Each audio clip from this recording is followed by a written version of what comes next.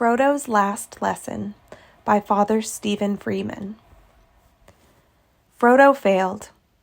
If you're a reader of Tolkien's Lord of the Rings, or just a moviegoer, then you know that the central, heroic character, the young Mr. Frodo, ring-bearer, fails to throw the ring into the fires of Mount Doom at the end of his arduous journey.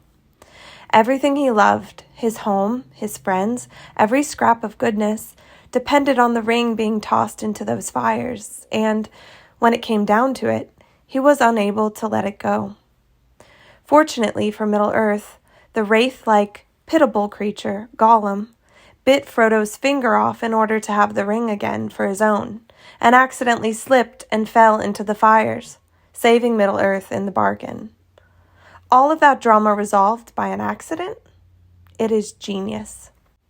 Tolkien was not writing an allegory. Things in his story do not stand for something else. Nevertheless, Tolkien's Catholic Christianity is woven throughout Middle-earth. Tolkien believed that in Jesus Christ, all myth was fulfilled. The story that every story longed to be true and anticipated in some vague sense was incarnate and made true in the God-man Jesus Christ and his death and resurrection. Middle-earth, were it to have any element of truth at all within it, were it to somehow ring true in the hearts of its readers, could not ignore the larger story, the great story, nor can we. It has been something of a commonplace in the past number of years for writers to draw lessons or parallels from Tolkien's work and the Christian story. One of my favorites is The Gospel According to Tolkien, Visions of the Kingdom in Middle-earth by Ralph Wood, who taught at Baylor for many years and who has become a friend over the past decade or so. I frequently marvel at the insight in Tolkien's charming tale and find my mind drifting to it as I think through various aspects of the Christian journey. Frodo's failure at the last moment is deeply interesting. Frequently, in our imagining of the Christian journey, the notion of failure at the last moment is appalling. We think to ourselves that a lifetime of struggle can be undone in a single moment. It is, I think, a terrible caricature and diminishment of the mercy and grace of God. Our culture champions the notion of free will and the power of choosing, as if those magical words somehow captured the whole of who we are. Frodo's failure is an excellent foil to this fantasy. He agreed to be the ring-bearer. Through terrible sufferings and hardship, he sludges his way towards Mordor and the fires of Mount Doom. Even then, without the assistance of his friend, Sam Gamgee, he would have failed. He manages, against all odds, to stand at the very crack of doom, hovering over the fire. It is there that he is overpowered by the ring itself and the malevolent will that owns it. Frodo did not choose evil, he was defeated by it. There is a world of difference.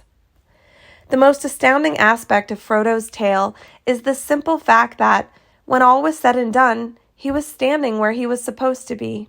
He had not quit.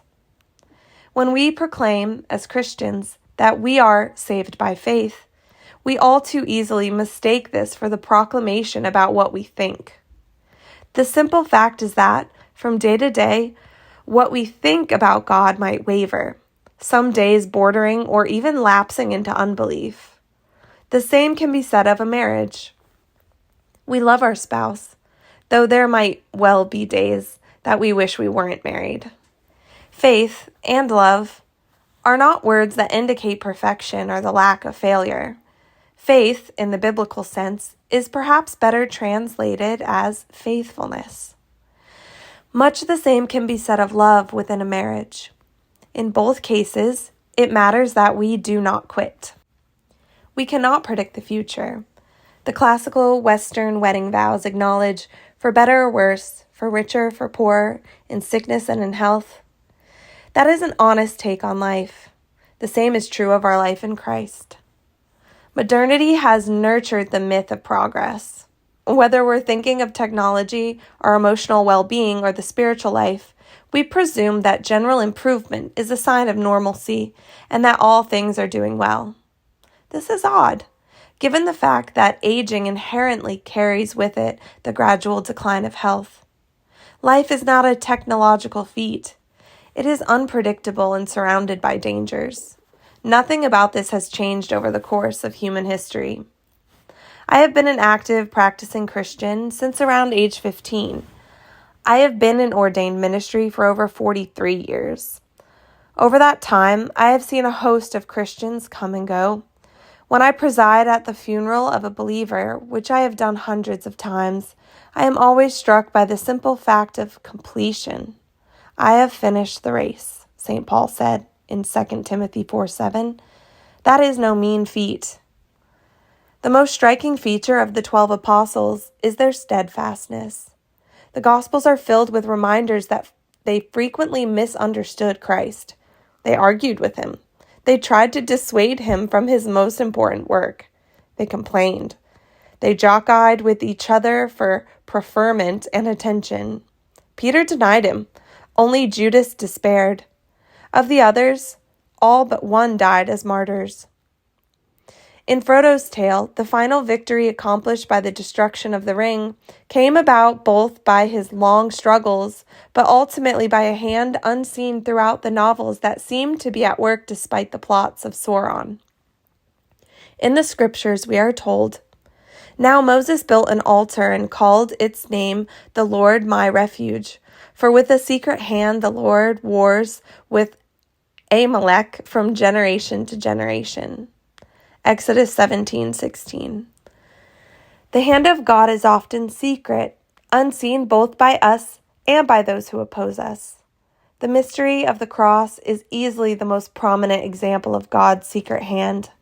St. Paul said that the demonic powers had no idea that the cross would accomplish their defeat. 1 Corinthians 2:7-8. That same hand is at work in the life of every believer. Though we stumble, he remains faithful. We cling to Christ. There is a Eucharistic promise that seems important here. He who eats my flesh and drinks my blood abides in me, and I in him. John 6:56. Abide with him. His secret hand will bear us up.